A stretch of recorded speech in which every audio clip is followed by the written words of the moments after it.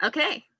Hello, everyone, and good morning. Welcome to the Mancos Public Library's presentation of Business in Your Backyard, so to speak. This morning, I am so honored to have Kate Hustead here. Kate's a plant person, a clinical herbalist, a writer, a fine teacher, and the founder of the Herb Hut Free Clinic. Kate joined us in person, which is a much more lovely way to be together, but a year or so ago, and I think many of you will remember that. Kate says, I'm here to help people remember, nurture, and deepen their connection to the earth and themselves. I believe that your body is sacred and that it knows what it needs. I'm here to help you live into that truth and be a master of your own healing. Well, my goodness, in her traveling herb hut free clinic. It's a mobile hut built onto the back of a pickup truck. Kate goes wherever indigent and homeless people are most likely to hang out, including the Manna Soup Kitchen, which we're so blessed to have in Durango, and Pine River Shares in Bayfield. She offers honoring consultations inside the hut, which looks like a tiny hut that's built into the back of a pickup truck, as we've already said. And after hearing her clients describe their physical or emotional or mental ailments, in addition to discussing their lifestyles, she recommends herbal teas or liquid herbal extracts, dietary changements, lifestyle adjustments, and meditation exercises. Kate has an amazing background. She has a BA in environmental studies and biology from UC Santa Cruz. She is a plant educator and taking courses in botany, plant physiology, plant ecology, natural history, ethnobiology, and organic chemistry. I'm a terrible editor and I'm reading from my own notes. Please forgive me. Kate has worked on a series of small, diverse farms before moving off the grid to her homestead that she now calls home and starting her own market garden. She has dairy goats and an animal husbandry operation. Upon learning that there was a local herbalist teaching classes, Kate was hungry to move beyond observing plants and memorizing their Latin names to learning how to use, interact, and be in relationship with them. She studied with Anna Marita Health, PhD. I hope I pronounced that correctly. I probably didn't. In a 3-year one-on-one mentorship, and she also apprenticed and as an employee of clinical herbalist with Deborah Swanson, whom we all know at Dancing Willow. Kate studies under local herbalist Zita Javier, and she taught classes with her for 2 years. Kate's completed distance coursework with the North American Institute of Medical Herbalism, the School of Evolutionary Herbalism, Learning Herbs, and clinical herbalist Kristen Hale and Asa Sulo. In 2008, she began studying health at every size, attuned eating, and body trust with Hilary Canavi, MS, LPC, and Dana Studevant, MS, RD, to be nourished. She has also completed their Promoting Body Trust in Your Work course for healthcare professionals. Kate's been seeing clients for about 7 years now.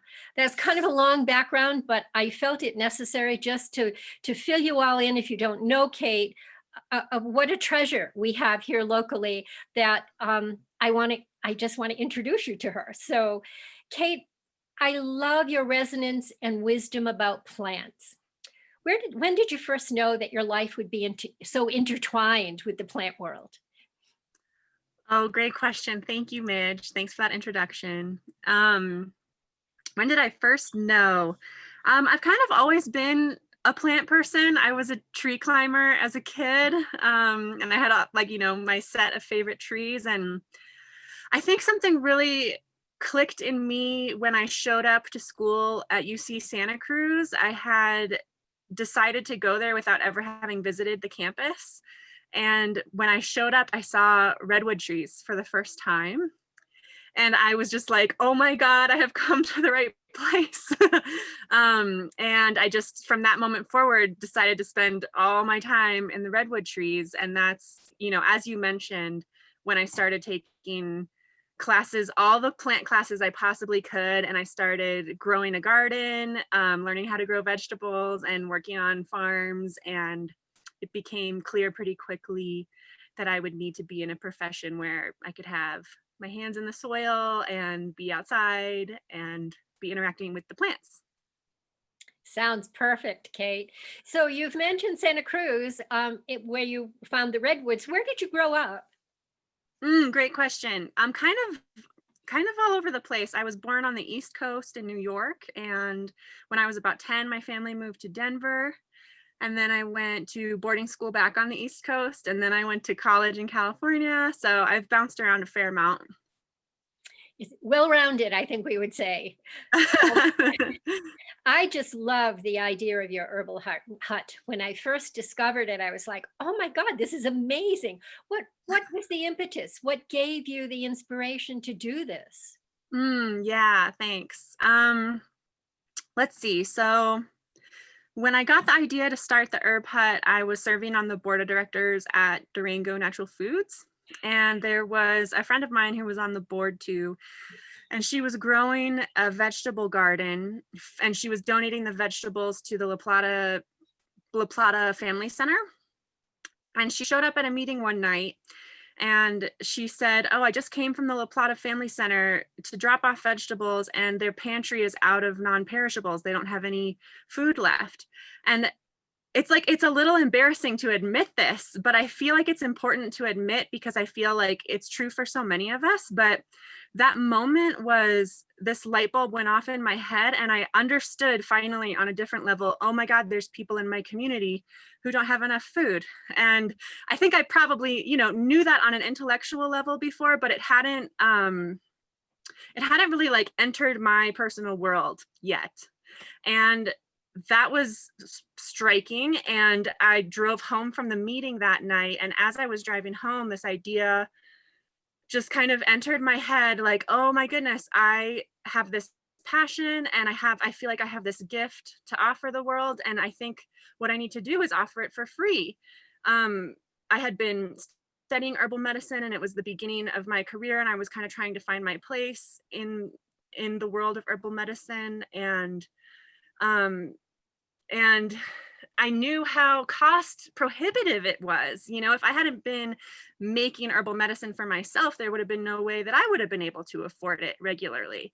And so this light bulb just went off basically, and I was like, oh, I just need to make it accessible to people who really need it. What a beautiful inspiration. And I love the carry through. Gorgeous. So, Working well so far. so Kate, I'm sure that occasionally you encounter skeptics. How do you deal with them? Oh, great question.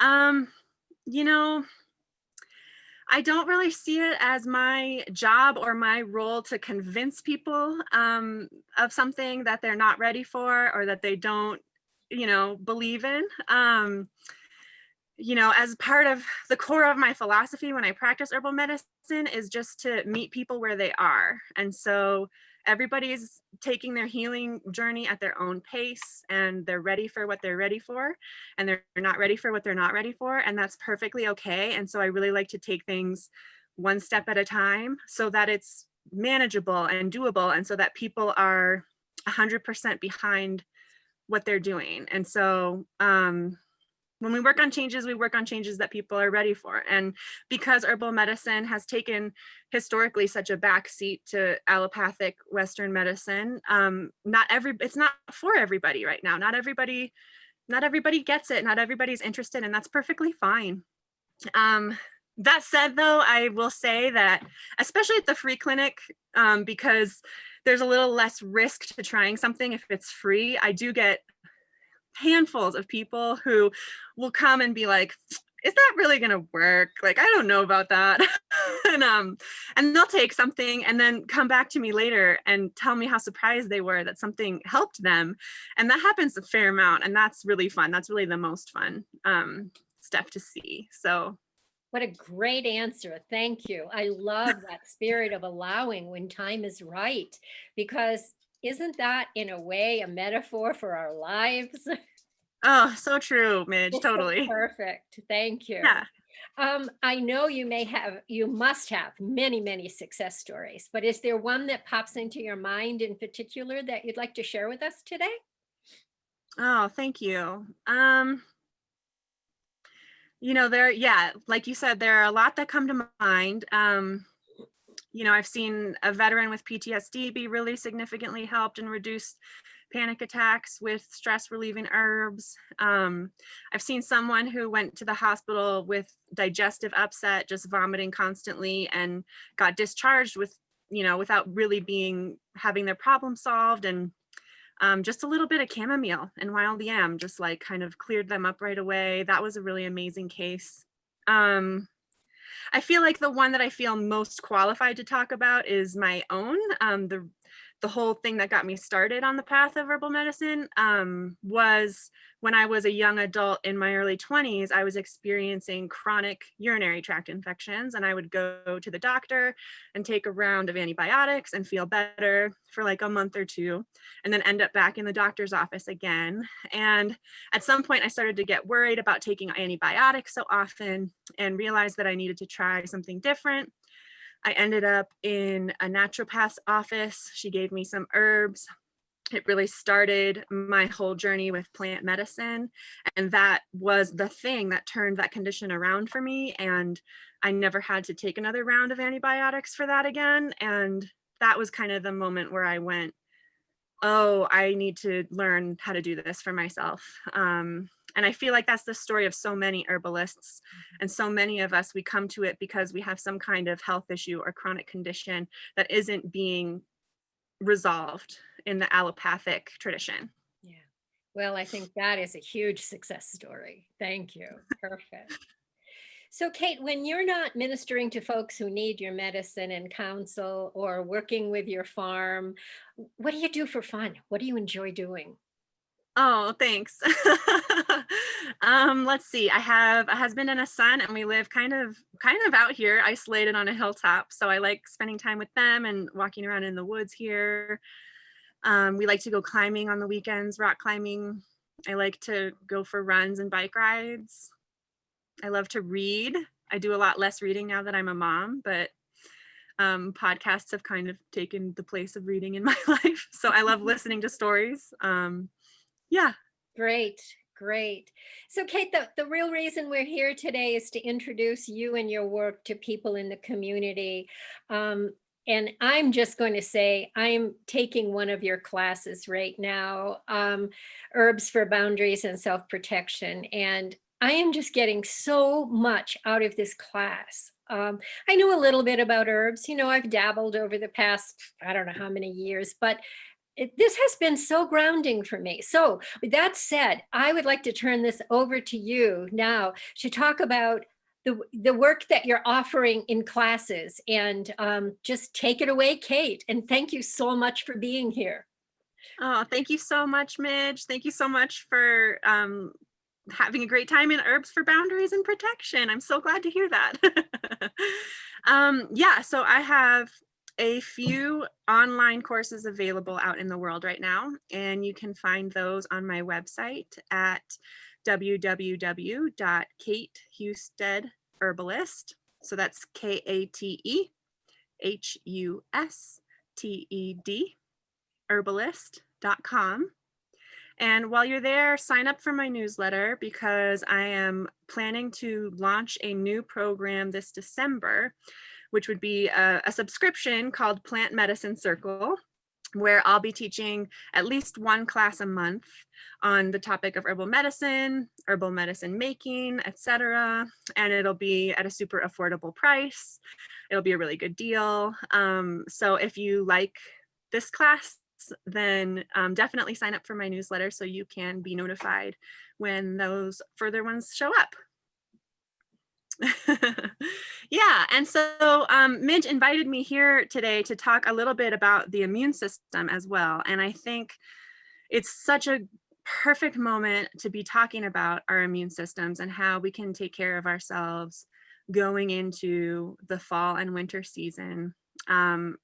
not only because it's flu season and COVID cases are rising in the US right now, but also because um, just the moment we're in the world. We're surviving a pandemic. We have an election that might take a long time on our hands. And the level of collective stress that all of us are experiencing is undeniable and real and heavy. And when we're stressed, we're susceptible to getting sick. And so I'm so grateful for this opportunity to take this moment to talk about the ways we can nurture ourselves and take care of ourselves and strengthen our immune systems as we go into this season. And when I talk about the immune system, I feel like the most important part is this concept that I like to call the stress bucket and the support bucket. And each of us has one of each. And just as an example, things that we put in our support buckets include getting at least 8 hours of sleep at night consistently, and staying hydrated and drinking enough water consistently, and getting all the vitamins and nutrients that we need, and eating a varied diet full of colorful fruits and vegetables, taking vitamins if we need, our home and our family lives being supportive and healthy, and us, our work life being supportive and healthy, getting regular exercise, taking care of our mental health. All these things are things that put weight into our support bucket. And then we also have a stress bucket. And as I was saying, basically everybody who's alive right now has some extra weight in their stress bucket as a matter of course. And so, just on top of everything that's normally stressful about life, if you're parenting or overworked or not getting enough sleep, et cetera, et cetera. And when when our stress bucket outweighs what's in our support bucket, that's when we become vulnerable and susceptible to getting sick. And we all know people who can come into contact with any kind of pathogen and get exposed to anything and stay healthy. And we know people who just get sick over and over again all winter long. And some of that difference is, of course, due to genetics and constitution. And those are things that we can work to balance out over time, but they're a little bit more of a long-term game than I'm talking about right now. But such a huge, important part to that piece of our immunity is keeping a balance between the stress and the support buckets, and keeping ourselves invulnerable this way by adding things to our support bucket. So when I teach about herbs for the immune system, I really think that the basic everyday things we do to take care of ourselves are the absolute most important piece to this. And somebody who's really taking the time to take care of themselves and nurture all the pieces that we just mentioned. So sleep, hydration, regular exercise, vitamins and minerals, etc., taking care of mental health, drinking a cup of tea, taking a bath, going for a walk, all these little things that we can do for ourselves to add weight to the support bucket are more important than any herb you're going to take. And somebody who's really putting the weight in the support bucket is going to be better off than somebody who has a really depleted, empty support bucket, but who's taking a bunch of herbs. So I find that really important to mention right off the bat.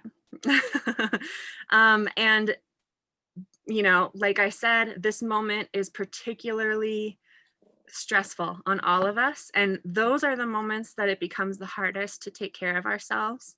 And that is human and that is normal.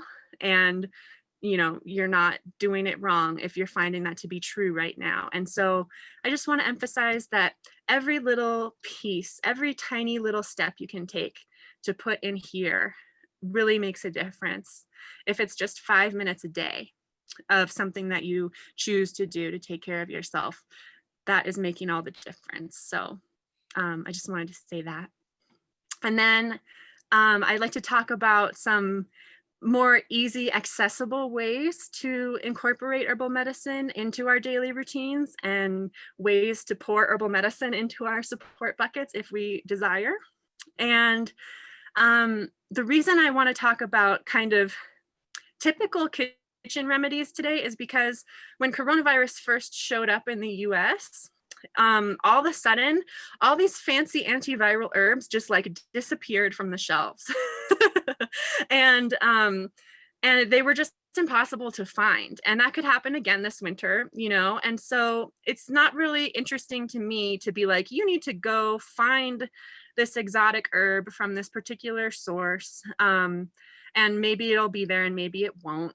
When there are so many things that are in so many of our kitchens already that are incredibly helpful and really all we really need to take care of our immune systems. So let's talk about those things. The first one is food. Food is, of course, plant medicine. It's a huge part of plant medicine. The more plants you can possibly fit into your meals, the more you'll be utilizing the plant medicine that is food. I talked a little bit already about how getting as many colors as you possibly can into those meals is really helpful. Those colors that are in vegetables are full of bioflavonoids, they're anti-inflammatory, they're boosting to our immune systems, they're full of vitamins and minerals that are important. And we need a kind of wide array of macronutrients and micronutrients. And the more diversity we can get into our diets, the more likely we're going to be meeting those needs.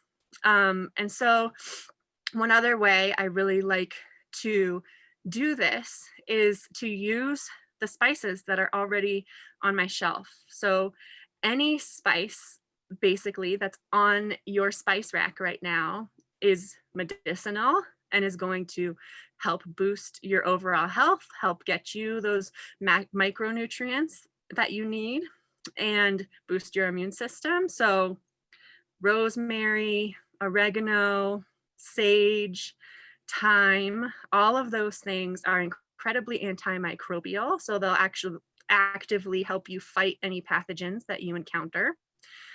And they'll also boost the circulation of your blood and aid in your digestion, which helps with everything else. You know, nutrient absorption helps the whole rest of your body function. Really lovely warming herbs for the winter time include cinnamon and clove, allspice, ginger, turmeric, cardamom. Basically everything that's on your spice shelf counts in this category, and especially ginger and turmeric have a specific immune boosting action to them. So all the many ways that you can creatively think of to add these spices into your meals and into your life. Personally, I'm a really big fan of hot chocolate in the wintertime, and I really like to add ginger, cinnamon, clove, nutmeg, and make a kind of hot chocolate that I drink regularly. I really am a huge fan also of broths and broth-based foods in the wintertime. Broths are such an ingenious way to really concentrate a wide variety of minerals and vitamins into a food, and it's also hydrating. A soup is a water-based food. It helps us stay hydrated. It helps us stay warm in the cold months. And so if you feel inspired and moved to make your own broths, there are all kinds of fun things that can be added extra. So like a typical broth recipe would include bones if you eat meat, and a variety of vegetables if you don't, and onion, garlic. These two things are both incredible boosters of the immune system, and they're also really antimicrobial. And so I include them in all my meals, and they're a great addition to broth. I really like to add ginger to my broths too. Leeks, an array of root vegetables, so like carrots or celery root or parsnip, etc., are traditional broth ingredients. But then if you want to get a little creative and a little bit more herbal medicine-y with your broths, you can add Mushrooms are one of my favorite additions, not just to broths, but to food in general at this time of year. Mushrooms are incredibly immune supportive, and especially shiitake mushrooms. Turkey tail mushrooms are something you can sometimes find dried on the shelf at the grocery store. Maitake, same with that. But basically, a variety of any of the mushrooms you can find that are available to you. And including them in your food and in your broths is a great way to get them. And if you are not someone who is ready to be simmering your own broth on the stove for hours or days, if that's just not in the cards for you, that's perfectly fine.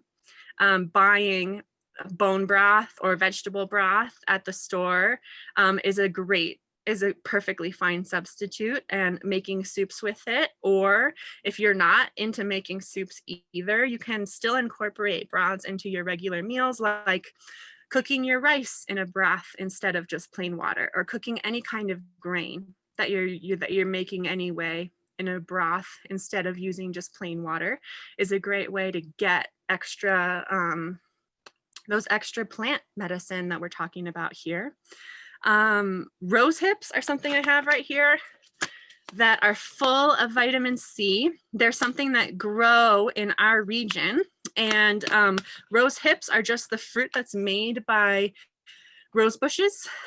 We have kind of abundant wild rose bushes here in this region, and also domestic rose bushes will make rose hips as well. And they're chock full of vitamin C. And there have been studies done that have really shown that a regular intake of rose hips can really help prevent people from getting sick in the wintertime. I love to add rose hips to broths too. I also use rose hips in tea. I'm going to diverge from broths for a second here since I brought up tea. But one of my particular practices for myself in the wintertime is to drink a cup of tea every day. And it's not only, helping boost my immune system and keep me on track that way, but it's also just delicious and relaxing. And it's a nice little ritual of stress relief as well, which helps us put things in our support bucket. But my favorite tea to drink at this time of year is called holy basil. And Tulsi is another name for this herb. It's pretty widely commercially available. It's also in little tea bags by some of the more popular herbal tea brands that you find in boxes on the shelf at the grocery store. And it is an herb that is native to India, and it does so many wonderful things. It's immune boosting for one. It also helps aid in our digestive function. And it's stress relieving. So it's calming to the nervous system, but not in a sedating way. It actually helps awaken our senses, and it brings oxygen flow to our brains. So it is, if you're someone who suffers from brain fog or chronic fatigue, it can be really clarifying to your mental state, while also being really nourishing to the nervous system and helping us cope with stress in general. And so this is why I love this herb so much. It's addressing the problem from so many different angles, and really just nourishing our whole health. So personally, what I do is I make a cup of holy basil tea every day. I throw some rose hips in, I put some ginger or cinnamon in, and just for our folks who might not be familiar with making a cup of herbal tea for yourself, if I have the loose herbs like this, I just say I want to make myself a quart at once.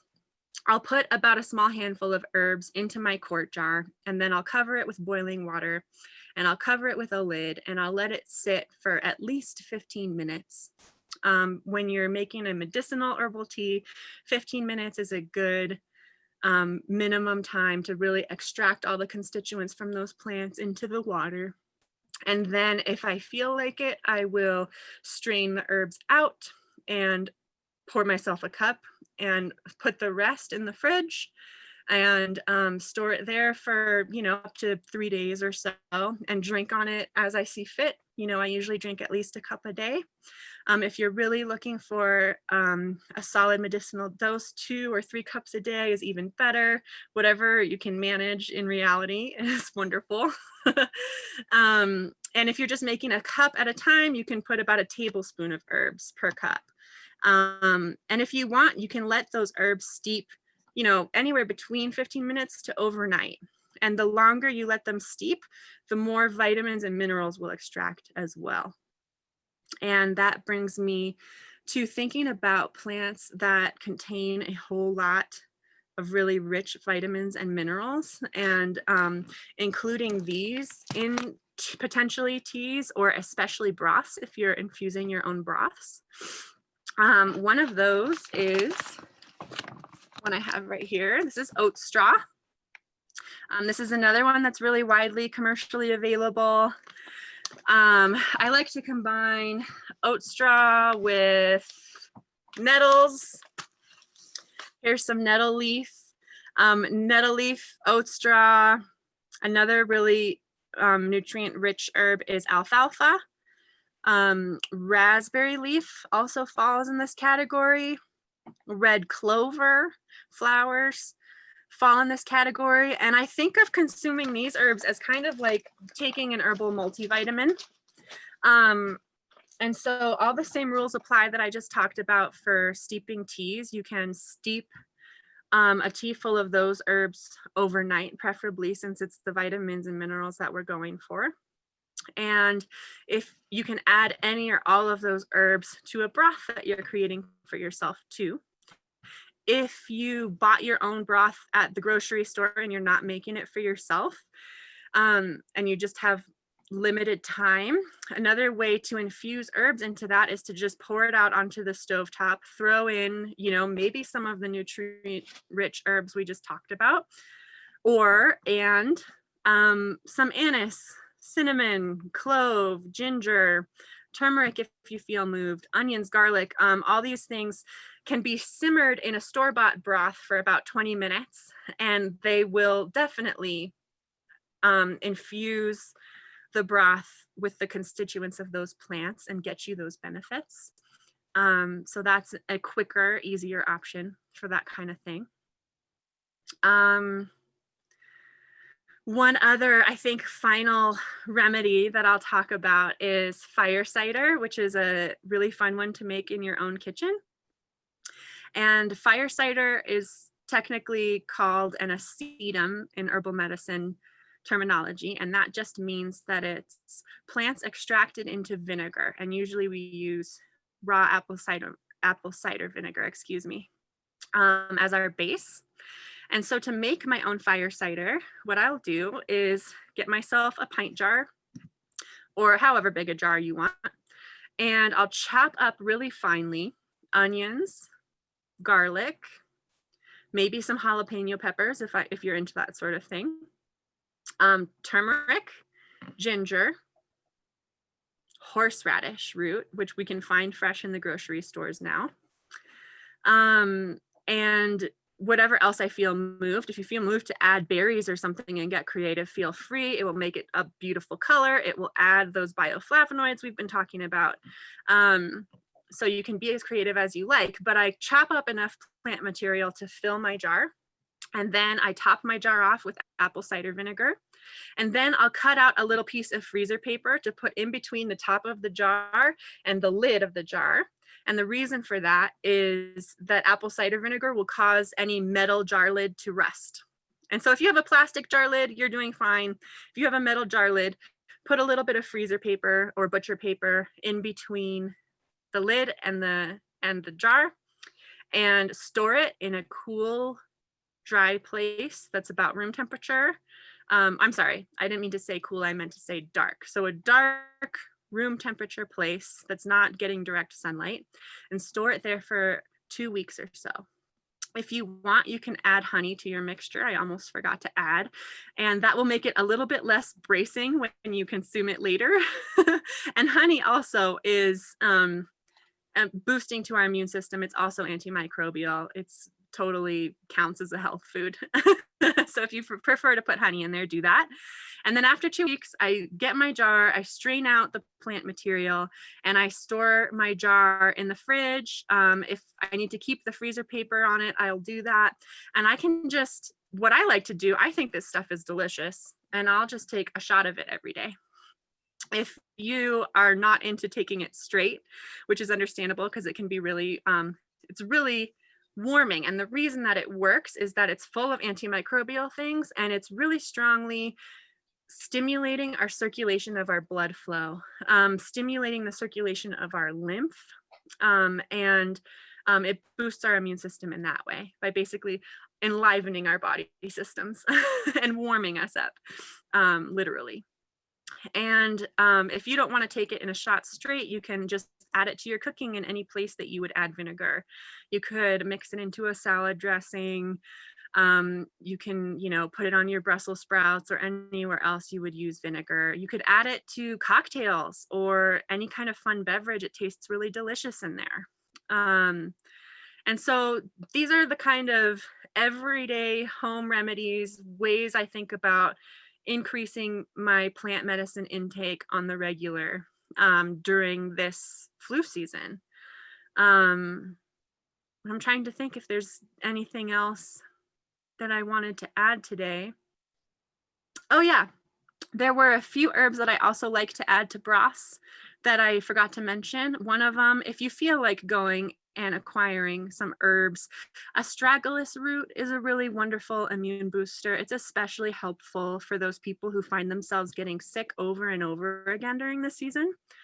It's helpful for stimulating the immunity of elderly people. It's a traditional Chinese herb. It's pretty accessible in the world of herbal medicine, and it's a wonderful root to throw into broths. Burdock root is another one that we can sometimes find fresh around this time of year in the grocery store, which is a great one to add to broths. That also stimulates our lymph flow and provides us with inulin. So it supports us in that way. And yeah, do you have did any questions come up, Midge, or anything that needs clarification? No, Kate, not at this time, but wow, I took notes while you were talking. Thank Oh, good. you.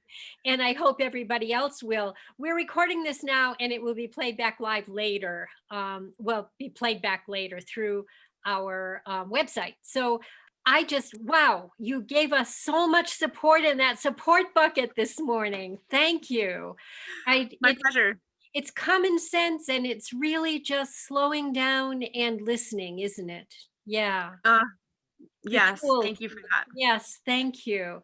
Well, Kate, I am going to encourage anyone who's watching this to check your website. You won't regret it. And I've been getting your newsletter for over a year as it is now, and find it, I look forward to it. Sometimes I just pour a cup of tea and sit down and go, oh, I'm going to read Kate's newsletter now. And it's always so heartwarming. So I encourage everyone to just get to know this wonderful community resource, this beautiful soul, a little better. Check out the website. And Kate, tell them one more time, please, your website. Yeah, thanks, Midge. The website is www.katehusted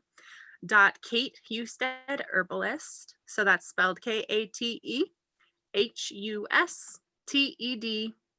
herbalist.com.